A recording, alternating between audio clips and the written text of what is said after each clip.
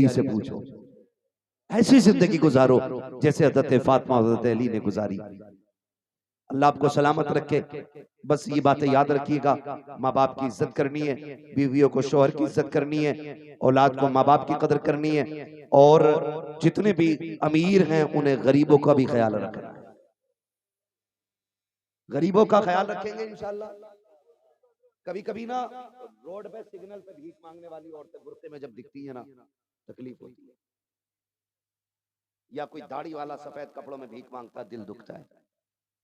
अगर हमने ज़कात वक्त पे दी होती ना, तो हुजूर की उम्मत में कोई भिखारी नहीं होता।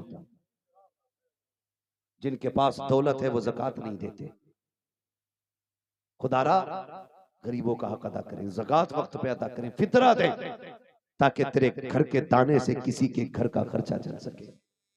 तुम नहीं जानते हो, अगर तुम्हारे लुक्मे से किसी का कलेजा ठंडा होगा, अल्लाह तेरे मरने के साथ साथ तेरी कब्र को ठंडा फरमा देगा। कोशिश ये करें कि तुम्हारी कमाई का लुक्मा किसी के हलक में जरूर जाना चाहिए। और अगर आप बड़े हैं तो घमंड ना करना। ये बहुत मसला खराब है। हम तो मकान भी इसलिए ऊंचा बनाते हैं कि किसी पड़ोसी से नीचा ना रहे। वो कहा था किसी ने, कितने कम ज़र्फ हैं ये ऊंचे मकानों वाले, हम गरीबों का तो सूरज भी छुपा लेते हैं।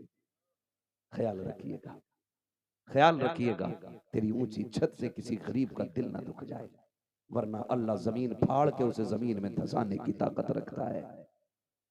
तेरे उठने बैठने, तेरे किरदार से किसी गरीब को तकलीफ ना हो जाए, वरना 2 मिनट में अल्लाह जमीन में मिलाने की ताकत रखता है। देने वाला भी वो है, लेने वाला भी वो है। दे तो शुक्र करना, ना दे तो सब्र करना है, ना दे तो सब्र करना है। इसलिए अमीरों से गुजारिश है, अपने हिस्से में गरीबों का हिस्सा रखें, गरीबों का हिस्सा रखें।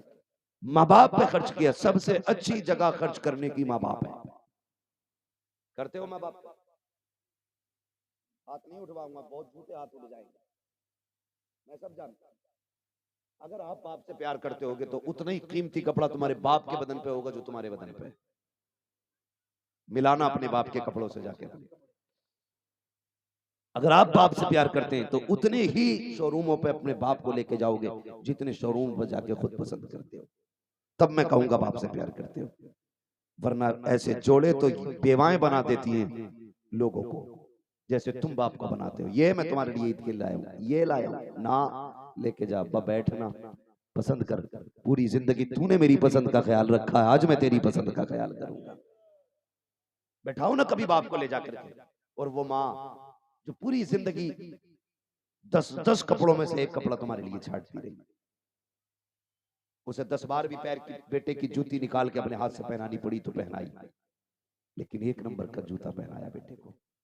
आज वही माँ 10-20 रुपए के चप्पलों पे गुजारे कर रही है।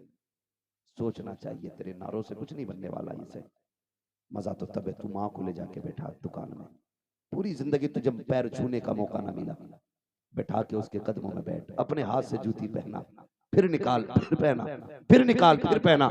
इसी बहाने माँ का कलेजा भी ठंडा होता रहेगा और माँ की जन्नत तक तेरे हाथ भी पहुंचते रहेंगे। बैठा करो कभी उनके पैरों में, अपने हाथों से उन्हें जूतियां पहनाया करो। कभी गाड़ी में माँ को बैठा, चलो घूमने चलते हैं आज होटल में, आज तुम्हें फला होटल में लेके जाना, आज फला रेस्टोरेंट में लेके जाना, लेके जा माँ को, फिर बैठा के अपने हाथों से लुक़मे खिला। अल्लाह की कसम उसे बचपन वाले दिन याद आएंगे, उसके हाथ उठेंगे, मालिक इसने मेरी खुशी का ख्याल किया है, तू इसकी नस्लों की खुशियों का इंतजाम फरमा देना। लोग चाहते नहीं दुआएं कैसे ली थी। अम्मा रो रही है, उसे 10 रुपए की दवा नहीं है, वो पीर को 100 रुपए का इतर जाके गिफ्ट कर रहा। तेरे इतर से क्या होगा जब वो नहाएगा नहीं? बता ना यार, क्या बनना तेरे इतर से यार? तू सुबह से शाम झाड़ू लगा रहे हो मजार पे जाके, और एक बूढ़ी माँ 5 रुपए के साबुन के लिए परेशान। तू पत्थर रगड़ ले अपने कपड़ों से, और माँ को मुंह धोने के लिए साबुन तक नहीं मिल रहे। शर्म आनी चाहिए। तेरा सबसे बड़ा पीर तेरा बाप है, दुआओं की मकबूलियत का किबला तेरी माँ है। मैं मना नहीं करता वलियों के पास जाने से, मैं भी जाता हूँ, लेकिन मैं कभी घर से माँ बाप की दुआ लिए बगैर नहीं निकलता। मैं जानता हूं अगर इनकी दुआएं शामिल होंगी तो फिर सबकी दुआएं काम करेंगी, अगर इनकी शामिल नहीं होंगी तो किसी की दुआ काम नहीं करेगी। इसलिए घर से माँ बाप की दुआ लेके निकलिएगा। निकलेंगे इंशाल्लाह। और ना लेके निकलोगे तो सीधी सी बात है, जैसी करनी वैसी, जोर से जैसी करनी वैसी भरनी। अगर आज तुम माँ बाप को वक्त नहीं दोगे, कल तुम्हारी औलाद तुम्हें वक्त नहीं देगी।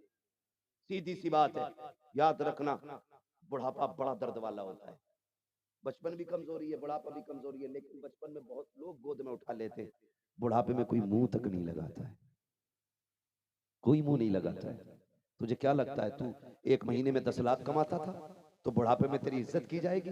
गिर के देख फालिज के मर्ज में, एक दिन तेरे चारपाई के पास इतनी भीड़ होगी कि हटो बचो की जगह नहीं होगी।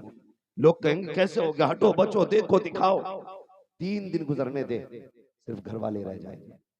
फिर और 8 दिन गुजरने दे, फिर तेरे घर के अंदर के लोग भी छटने लगेंगे।